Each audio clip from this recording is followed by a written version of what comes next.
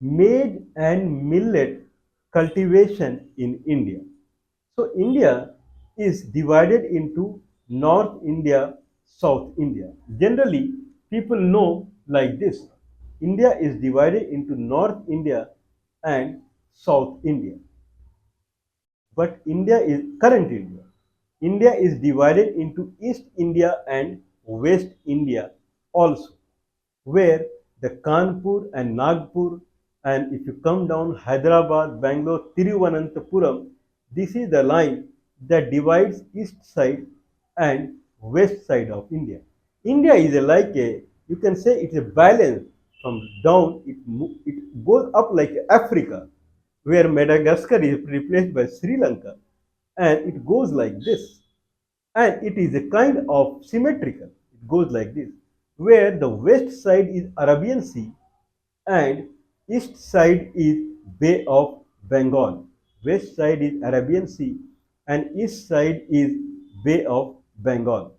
Now, from the Kanyakumari, there is a line that passes through Bangalore, Hyderabad, and then Nagpur, Kanpur, and then it passes through. One side rain happens through Arabian Sea and other side rain happens through Bay of Bengal. The Bay of Bengal rain is thicker and very heavy. Whereas side the rain is thinner and it is not that heavy. So India is in two parts. So eastern part is Bay of Bengal and western part is Arabian Sea. If that is the case, then what is the factor that combines these two parts? River Ganga.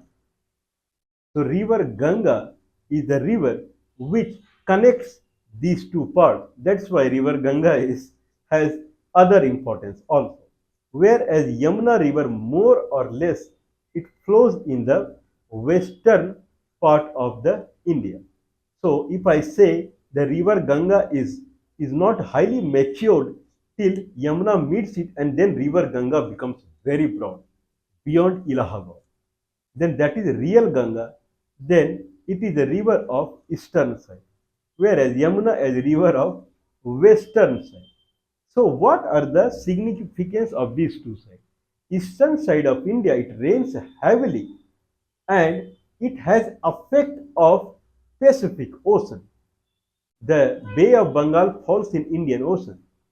The Arabian Sea falls in Indian Ocean. If that is the case, the eastern side of India has effect from Pacific Ocean, though Pacific Ocean is very far away, whereas the western part of India has effect from Atlantic Ocean. So eastern part of India, the cultivation, if you go from Tamil Nadu, Andhra Pradesh, and then Odisha, and then Chhattisgarh, and then eastern part of Uttar Pradesh, Bihar, West Bengal, Assam, and then northeast Bangladesh. This region, since it rains heavily, then it is called paddy cultivation area.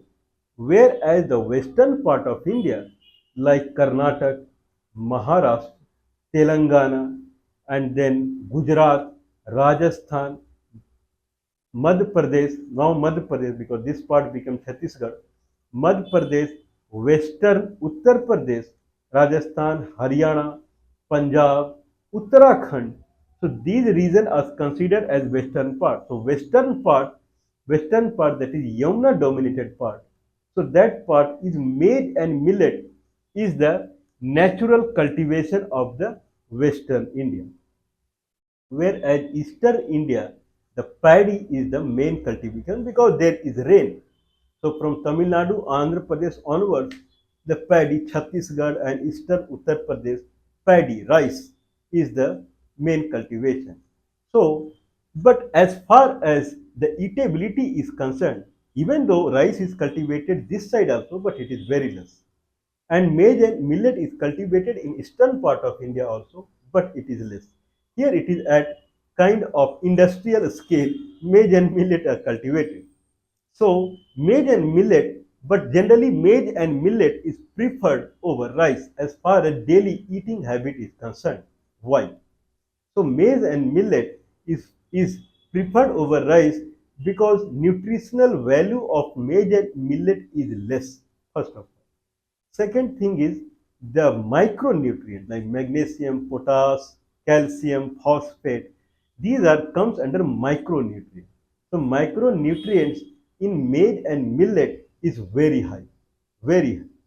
So this kind of if micronutrient food is rich, if food is micronutrient rich, then there is a guarantee that person would not catch any disease. Where it is not micronutrient rich, then there is a high chance that he will catch the disease. So it is always advisable that don't eat rice or wheat rather than eat maize and millet. So what are the nutritional facts? So that we will see.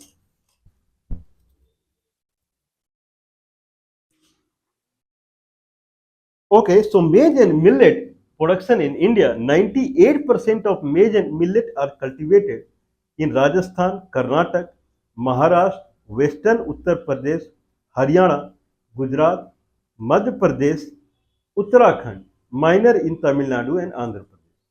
So this is 98% of the millet. Okay, means and out of it 80% of millet only in Rajasthan, Western Uttar Pradesh, Karnataka, Maharashtra, Madhya Pradesh and Haryana. Out of it 32% only in Rajasthan. So this is called this millet is also called mota anaj, means coarse grain, coarse grain. So this is the millet. There are 12 millets that come in the millet family. Like you have pearl millet or called bajra, or pearl millet, and then canary seeds. I'm sorry, pearl millet that is bajra, finger that is ragi or madua, little millet that is kutaki, and foxtail that is kangli, and then it is one sec.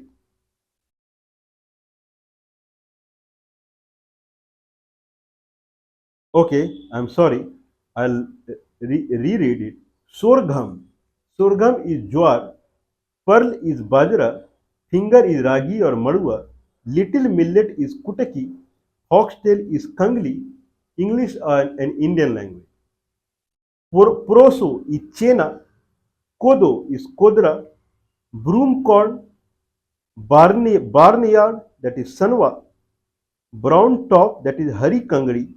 Buckwheat that is kuttu. Amarnath, that is Rajgira. So there are 12 grains that come in coarse grain millet family. There is another like barley that is comes in grass family also called jaw, and maize that is corn, maize and millet and barley. So these are crops that are cultivated where there is an insignificant, very less rain is there. That is western part of India. Like if I talk about 1 kg of rice that is cultivated in 5,000 liter of water, if someone spills over, means someone uses 1 kg of rice production needs 5,000 liter of water. 5,000 liter of water. 1 kg of millet takes around 650 to 1200. So around 800 liter of water, significantly less.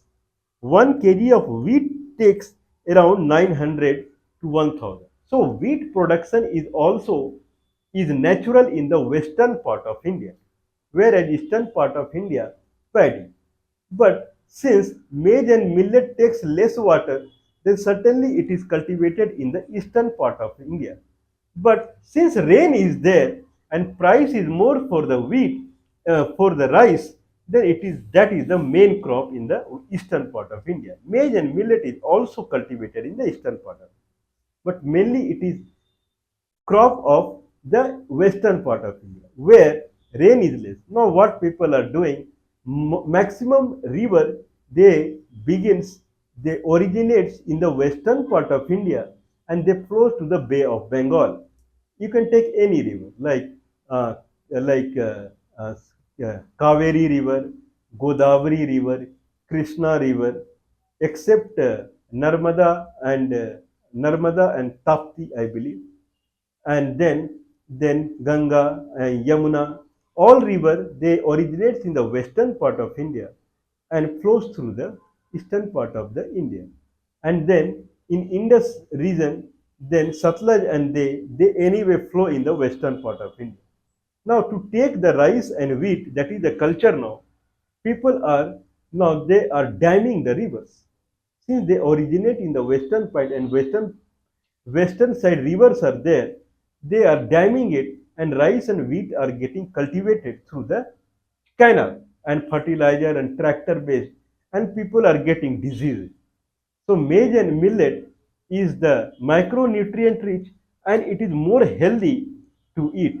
What are the micronutrients fact of the maize and millet? Like if you see calorie wise, then maize and millet 100 gram give around 100 kilocalorie. The requirement for a human is around 2000 kilocalorie per day. So 100 kilocalorie it gives, whereas rice gives 300 kilocalorie.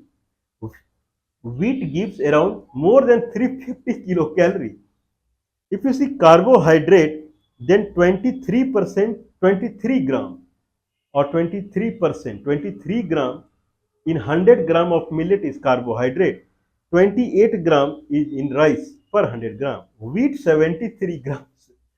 So millet are considered as less calorie and less carbohydrate, whereas the kind of fiber is more. Okay, protein, then protein in millet is 3.5 gram, 2.69 is in rice and 13 is in wheat. Fat, then it is 1 gram, rice 0.28 and 1 gram in wheat also. Fiber, it is 1.3, whereas zero point 0.4 in rice, 0.13 in wheat. So it is fiber rich. Everything which is required by the human for being healthy, that is there in the millet. Okay, calcium, iron, vitamin B6, vitamin B6, and vitamin. Okay, it's not clear. I believe it is vitamin vitamin A or something like that. This is also nicely available. I have not mentioned the potassium, magnesium, phosphorus, selenium, zinc. These are the things anyway available in the millet. Copper, iron, magnesium, phosphorus, potassium, selenium, zinc. So these are not available that much. These are micronutrients. So micronutrients are copper, iron, magnesium, phosphorus, potassium, selenium, and zinc. So these are rich in the millet. There is no comparison about this micronutrient if you see millet, rice, and wheat. Why micronutrient based millet suddenly it is in discussion? Because Haryana and Jammu Kashmir that falls in western part of India, election happened there. And the way wheat and rice is discouraged by the health organization to eat because it is carbohydrate rich and it is high calorie, it gives you immediate energy, but real bone strength and those things you will get through millet only. So the congress is called rice and wheat party, means they kind of brought a culture of rice wheat through in the western part of India, that is unnatural, through the canal based agriculture and fertilizer and tractor based agriculture, where the natural is millet, and that I named the name of the state where millet is in high production. So if millet is better than rice, millet is better than wheat, and this is the natural production of Western India, then Western India can feed India and full globe through the millet. Only thing is required is readability, the readability of a person to eat millet, because people generally prefer high calorie diet so that they feel immediate energetic. That is required. But slowly, if you keep eating millet, at the end, when bone formation and other thing is powerful, then you need to eat less food to feel equally energetic. Otherwise, immediate energetic through wheat and rice will give you immediate energetic, but it will cause the diseases in later stage. because the bone formation and those things are not that nice. It is through the millet. So India is powerful in millet production, and once trade begins again with the Western India to the Central Asia, that is the natural way of the trade, then India, the western part of India, the millet production part of India would boom, and then no requirement for damming a river and going for unnatural way of production of rice and wheat. So please use millet in your daily diet.